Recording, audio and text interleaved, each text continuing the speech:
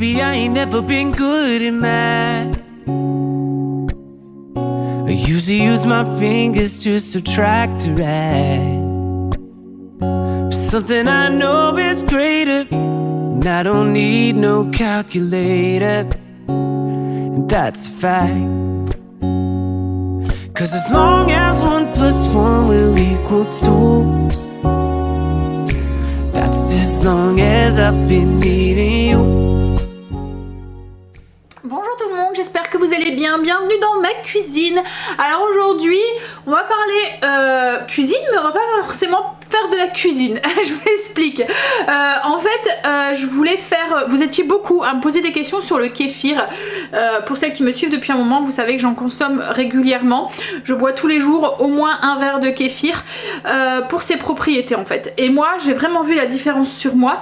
Donc j'ai beaucoup de questions en commentaire et je me suis dit que j'allais vous faire une vidéo juste appropriée là-dessus où je parle que de ça, justement pour pouvoir quand j'ai des questions vous diriger directement dans cette vidéo et pour celles aussi qui connaissent pas en savoir un petit peu plus dessus. Alors il y a deux sortes de kéfir. Il y a le kéfir de lait. Donc au niveau du goût, je pourrais vous dire que ça ressemble un petit peu au lait battu. Alors je sais pas si vous connaissez le lait battu, mais je pense que oui, hein, je pense que c'est un truc qui est quand même assez courant. C'est le lait fermenté ou le lait... alors le lait battu et le lait fermenté, je pense que c'est deux choses différentes. En fait le lait battu, c'est quand on va souvent le trouver dans les fermes en fait, quand ils font le beurre, ils battent la crème en fait pour avoir le beurre en fait qui se forme, et ce qui reste en fait c'est le lait battu. Donc souvent même avant on avait des tout petits morceaux de beurre dedans, maintenant il est bien filtré donc on les a plus, mais avant on avait des tout petits morceaux de beurre et de temps en temps quand vous allez le chercher directement à la ferme vous avez encore ces petits morceaux de beurre. Bref, donc il y a le lait, ça, mais moi je trouve qu'au niveau, le kéfir en fait de lait, je trouve qu'au niveau du goût il y a ce petit goût de lait battu.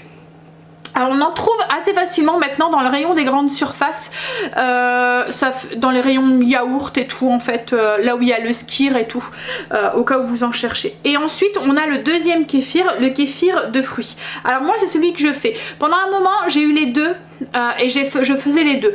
Mais ce qu'il y a c'est que le kéfir il faut assez vite le consommer parce que c'est un produit vivant en fait et il continue à fermenter, et si vous le consommez pas assez vite il devient, enfin au goût c'est plus très agréable quoi en fait. Donc j'arrivais pas à consommer les deux. À la maison il y a que moi qui en consomme régulièrement, donc du coup ça me faisait une trop grosse production et je trouvais que le kéfir d'eau, donc le kéfir de fruits, est plus facilement, enfin voilà, on arrive plus facilement à le boire en fait, alors que le kéfir de lait c'est plus comme un dessert, un repas quoi en fait. Vous voyez, vous allez le prendre en dessert, vous allez le prendre alors que le kéfir d'eau, ben dès que vous avez soif ou voilà, vous pouvez boire un verre, c'est très désaltérant et tout. Donc du coup j'ai décidé d'abandonner le kéfir de lait pour continuer le kéfir d'eau et me consacrer au kéfir d'eau. Chose que je regrette pas parce qu'en plus quand j'en ai envie du kéfir de lait je peux très bien le trouver facilement, alors que le kéfir de fruits c'est un peu plus compliqué à le trouver qu'en fait. Alors aujourd'hui on va se consacrer au kéfir de fruits, celui que je fais tous les jours et enfin régulièrement, celui que je consomme tous les jours. Qu'est-ce que c'est que le kéfir? Alors le kéfir c'est une boisson fermentée, donc là c'est une boisson fermentée à base d'eau et de fruits. Vous allez voir c'est très très simple à faire, mais l'ingrédient principal qu'il vous faut c'est des grains de kéfir. Alors les grains de kéfir, comment est-ce qu'on peut les trouver?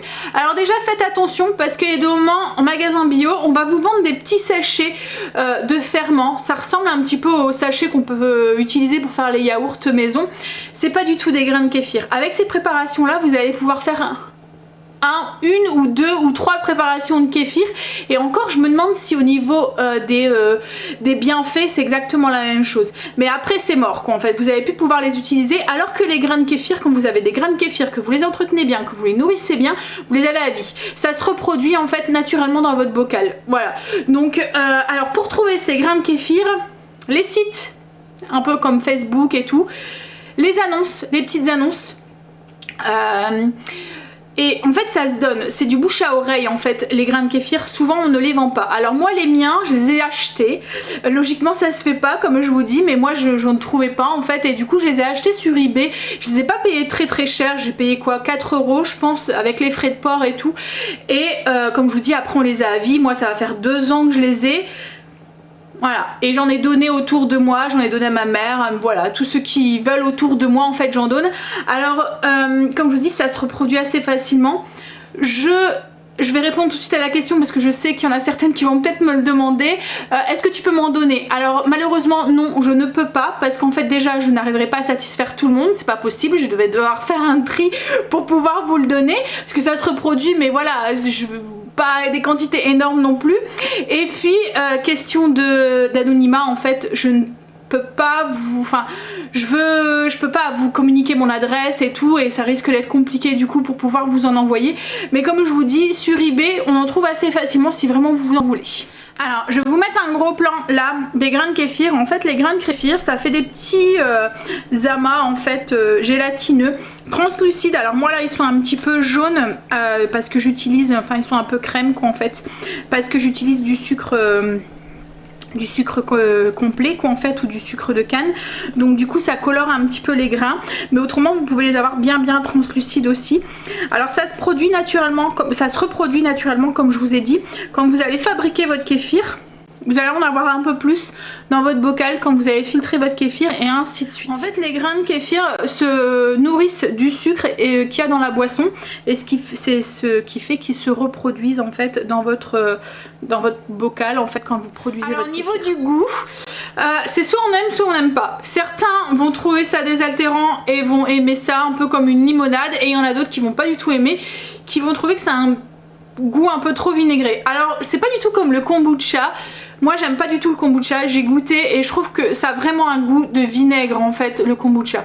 Là le kéfir, s'il est pas trop fermenté, parce qu'au plus il va fermenter, au plus il va prendre ce goût de vinaigre, mais s'il est pas trop fermenté, ça va, c'est agréable quoi en fait. Je vais pas vous dire que j'en buvrai des litres et des litres, quoique certaines recettes sont vraiment très bonnes, mais ça me dérange pas en fait d'en boire 1 ou 2 verres quand vraiment j'ai soif, ou juste pour les bienfaits aussi que ça apporte. Alors au niveau des bienfaits du kéfir, on dit que de consommer de façon régulière en fait il purifie le corps et permet d'améliorer sa santé. Alors je vais prendre mes petites notes parce que je voudrais pas faire d'erreur en fait pour vous dire, et puis il y a une liste quand même assez grande. Allez faire des recherches par vous-même en fait et allez voir. Alors rien n'a été prouvé, rien n'a été vérifié, c'est soit on y croit soit on n'y croit pas. Moi je vais vous dire que j'en consomme un verre tous les jours à jeun le matin. Alors certains prennent un verre d'eau quand ils se réveillent, d'autres de l'eau citronnée. En fait c'est la même chose que l'eau au citron, que le vinaigre, il n'y a pas d'études qui ont été faites dessus. Mais je peux vous dire que moi j'ai vu des bienfaits quand même sur moi et autour de moi. Les personnes qui en consomment ont vu aussi des bienfaits aussi sur leur santé. Mais comme je vous dis, voilà, il n'y a rien qui a été prouvé. C'est juste le ressenti en fait des gens. Il n'y a pas d'études qui ont été faites, mais on est d'accord quand même, enfin les études sont d'accord quand même pour dire que comme c'est une boisson fermentée qui est pleine de probiotiques, on sait que les probiotiques sont bonnes pour la santé, donc on sait très bien qu'il y a un impact positif à la consommation de kéfir, mais comme il y a un impact positif sur la consommation d'autres boissons ou d'autres aliments probiotiques en fait. Alors je vais prendre mon téléphone pour vous lister un petit peu tout ce que j'ai pu trouver. Comme je vous disais dit, hein, renseignez-vous auprès de votre médecin avant d'en consommer. Ne faites pas de bêtises parce qu'il ne faudrait pas que vous rende plus malade que ce que vous êtes, alors que justement vous cherchez un bien-être, un bienfait d'une boisson qui rendrait plus malade, ça serait bête quoi en fait. Donc du coup, comme je vous ai dit, c'est une boisson qui contient énormément de probiotiques, donc du coup c'est bon pour tout ce qui est système digestif, etc. Enfin tout ce qui est voilà, intestin, etc. Donc ensuite ça serait bon pour les intolérances alimentaires, ça réduirait les problèmes alimentaires, ça renforce le système immunitaire, ça diminue la tension artérielle, régule le taux de cholestérol, réduirait l'eczéma, ça a des propriétés antioxydantes, ça améliorerait les conditions des anémiques, des sclérotiques et des personnes atteintes de maladies respiratoires telles que l'asthme. Alors comme je vous ai dit, pour l'instant il n'y a pas eu d'études scientifiques qui ont été suffisamment poussées pour affirmer que le kéfir c'est une boisson qui guérirait de nombreux maux, hein. Mais on sait, ça a été prouvé ça par contre, le bienfait des probiotiques en fait sur le corps humain. Donc le fait d'en consommer, si vous n'avez pas de maladies qui sont contradictoires avec ça, ça peut vous apporter que du bien-être. Mais comme je vous dis, renseignez-vous d'abord chez votre médecin pour être sûr de ne pas faire de bêtises. Alors là je vous ai fait juste une petite liste comme ça exhaustive, mais il y a vraiment plein de bienfaits. Ça jouerait aussi même sur la glycémie aussi pour les personnes qui sont diabétiques, et voilà. Donc mais comme je vous ai dit, renseignez-vous avant votre médecin, je voudrais vraiment pas vous faire de bêtises quoi en fait. Alors pour ceux justement qui sont diabétiques et qui me demanderaient au niveau du sucre, parce que vous allez voir là, je vais vous faire montrer comment on le fait. Il y a du sucre dedans, mais comme le kéfir se nourrit du sucre pour pouvoir se reproduire en fait et fabriquer le kéfir, la proportion de sucre qui est à l'intérieur est beaucoup moindre par rapport à la quantité. Logiquement, c'est pas forcément une boisson qui est très sucrée à la fin quoi en fait. Au niveau je comparerais ça un petit peu à la bière, vous voyez au niveau du goût. Alors vous allez me dire c'est sucré Sandra la bière, c'est sucré mais au niveau du goût, je vous parle juste du goût en fait, pas de la proportion de sucre dedans. Mais vous voyez c'est vraiment pas, c'est pas comme une limonade qui est très sucrée quoi en fait. C'est vraiment un peu, oui un peu comme... voilà, alors j'aime pas du tout la bière, je vous le dis, mais au niveau du goût, oui je dirais que c'est pas forcément un peu comme un cidre, un cidre sec, vous voyez, un peu, c'est pas sucré. La recette c'est assez simple, il faut de l'eau, du sucre, un fruit sec, un fruit acide et bien sûr nos grains de kéfir. Alors pour ce qui est de l'eau, il faut une eau qui est minéralisée mais pas trop. Vous pouvez utiliser l'eau du robinet, mais attention parce que l'eau du robinet il y a du chlore et dans l'eau dans le chlore en fait, enfin dans l'eau du robinet donc il y a le chlore qui tue les bactéries et les grains de kéfir sont composés d'un amas de bactéries, donc vous risquez de tuer votre kéfir. Donc le mieux c'est, si vous voulez utiliser de l'eau du robinet, c'est de prendre de l'eau du robinet filtrée et de la laisser un peu décanter. Alors moi c'est ce que je fais, j'utilise de l'eau filtrée que je laisse un peu à l'air libre pour que le chlore s'évapore en fait. Ensuite, les minéraux peuvent être aussi apportés par le sucre en fonction, si mettons que vous utilisez un sucre complet, ça peut être aussi une alternative aussi si vous utilisez mettons une eau qui est faiblement minéralisée. Mais le sucre blanc fonctionne très bien aussi, le sucre de canne non complet, enfin celui qui... En fait je vais vous dire, votre kéfir va s'adapter et puis il va aussi... se comporter différemment par rapport au mien ou par rapport à celui du voisin. Voilà, donc testez, faites différentes recettes en fonction et testez avec différents sucres et voyez comment votre kéfir réagit. S'il se produit mieux, reproduit mieux avec un sucre blanc et l'eau du robinet par exemple, bah continuez avec cette recette là, c'est que ça fonctionne bien pour lui. Par contre au niveau du sucre, on n'utilise pas de sucre style le stevia, enfin c'est pas vraiment des sucres, hein, mais vous voyez stevia, les sucres allégés ou les choses comme ça. Comme je vous ai dit, le kéfir se nourrit de sucre, donc si vous lui apportez pas de sucre, il va mourir parce qu'il y aura encore faim quoi en fait.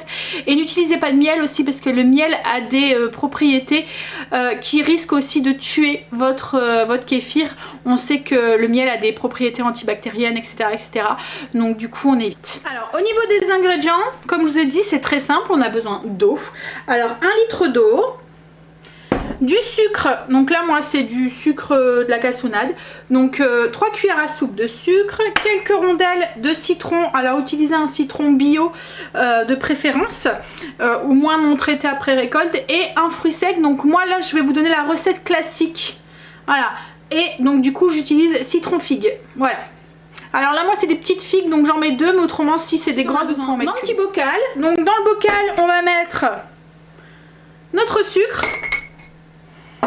et notre eau et on va mélanger ça pour faire un petit peu dissoudre du coup notre sucre dans l'eau. Alors au niveau des quantités du grain de kéfir, on va ajouter 2 belles cuillères à soupe dedans,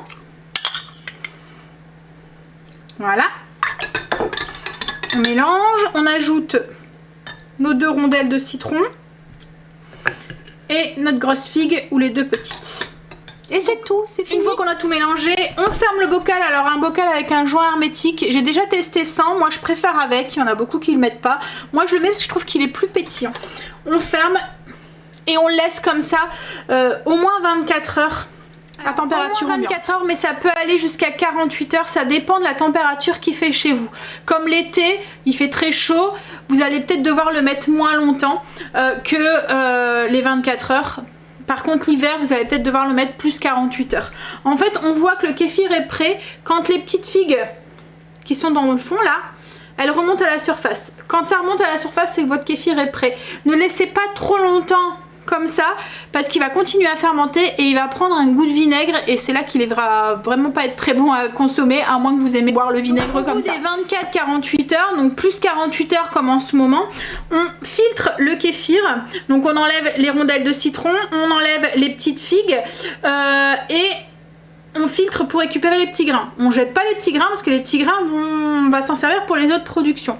On filtre du coup, on récupère le kéfir, la boisson, on la met dans des bouteilles. Alors moi j'utilise des bouteilles, style bouteille à limonade, vous voyez, avec un joint comme ça, avec un bouchon. On les met dedans, on ferme et on met au frigo. Alors ne la gardez pas trop long. Alors au frigo ça va ralentir la fermentation mais elle va quand même continuer. C'est un produit vivant donc elle va quand même continuer. Donc ne la gardez pas trop au frigo parce que autrement pareil elle va prendre un fort goût de vinaigre à la force. Pour la boisson je dirais pas plus de 3 jours. Après faites en fonction de vos goûts aussi. Mais vous allez voir qu'à la force ça va avoir un goût fort vinaigré. Donc après voilà, goûtez et faites en fonction de vos goûts aussi. Donc ensuite qu'est-ce qu'on fait ? Donc on a nos petits grains de kéfir qu'on a laissé de côté, donc du coup la figue et le citron ça va au compost ou à la poubelle, ou je sais qu'il y en a certaines qui font de la confiture, du chutney avec les figues. J'ai jamais testé personnellement hein. Mais voilà, je sais que c'est possible. Donc qu'est-ce qu'on fait avec nos petits grains? Donc soit on refait une fournée d'office, on en refait une, il va vous en rester un petit peu hein. Donc soit vous le gardez en petit rab, vous faites moi j'ai toujours un pot au cas où. On ne sait jamais. Voilà, j'ai toujours un petit râpe de pot dans le frigo. Ou soit vous le donnez comme je vous ai dit. Si vous voulez pas refaire une fournée tout de suite, mais que vous voulez pas perdre vos grains de kéfir, voilà comment on fait. Alors, pour pouvoir conserver nos grains de kéfir, ce qu'on fait c'est qu'on prend un petit bocal, style bocal à confiture, on met nos grains de kéfir, on les couvre d'eau et on met 2 cuillères à soupe de sucre dedans, le même sucre qu'on utilise pour notre kéfir, on le met dedans. Ça va faire une eau très très sucrée, donc le kéfir il va avoir de quoi nourrir quoi. En fait, pour perdre ces grains de kéfir, il faut les affamer, il faut qu'ils voilà. Mais si vous les nourrissez comme ça avec de l'eau sucrée, ils vont même continuer à se reproduire dans votre bocal et vous allez avoir une belle grosse quantité à la force. Surtout n'oubliez pas, vous pouvez les laisser comme ça pendant une semaine. Si vous voulez pas tout de suite en refaire, n'oubliez pas de rechanger l'eau, de remettre de l'eau avec du sucre dans votre bocal. Si vous les nourrissez bien vos grains de kéfir, vous allez les garder à vie. Une fois qu'ils sont bien nourris, ils vont continuer à se prospérer, on va dire, voilà, et ils vont bien se porter quoi en fait. Dernier point, différentes recettes. Alors, comme je vous ai dit, pour faire un kéfir, il faut de l'eau, du sucre, fruits acides et fruits secs. Donc qu'est-ce qu'on pourrait changer? On pourrait changer l'eau. Au niveau de l'eau, ce qu'on pourrait mettre, c'est à la place, c'est mettre des infusions de plantes. On fait d'abord infuser, on fait une petite tisane, mettons avant, et on s'en sert pour pouvoir faire le kéfir. Ou moi, ce que je faisais aussi, c'est que je mettais directement mon sachet d'infusion directement dans mon bocal. Comme là, en fait, je mettrai directement mon infusion. Ça va aromatiser aussi votre kéfir. Donc, solution, on change l'eau par de l'infusion ou une tisane. Peut-être pas du thé. Je sais pas si ça fonctionnerait avec du thé. Il y a de la caféine dedans, donc je sais pas si ça aurait pas une... Voilà. Moi, je fais avec des infusions. Ensuite, donc le sucre, ça reste du sucre, hein, on peut pas vraiment le changer.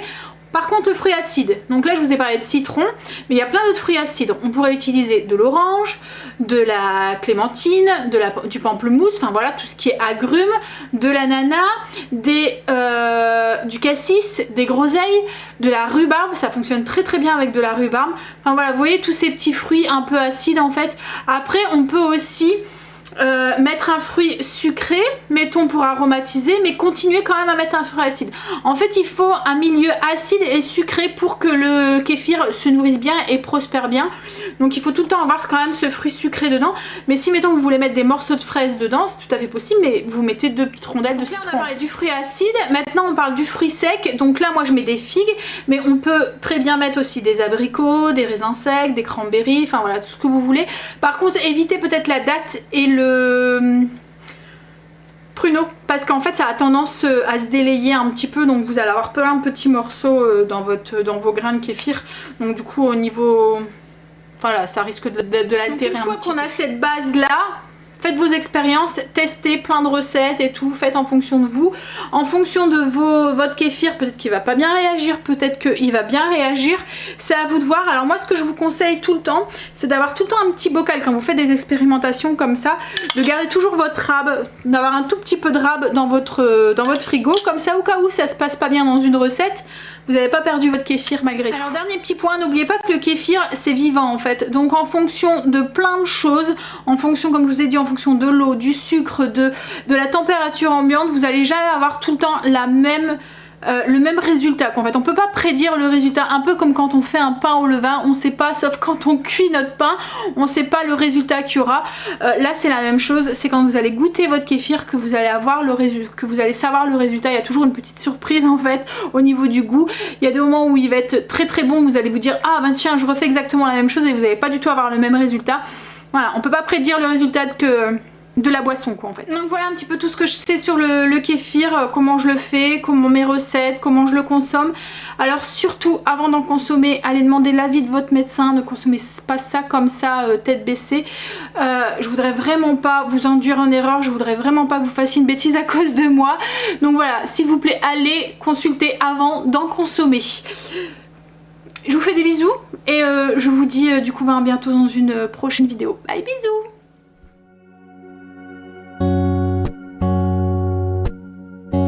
Baby, I ain't never been good at math.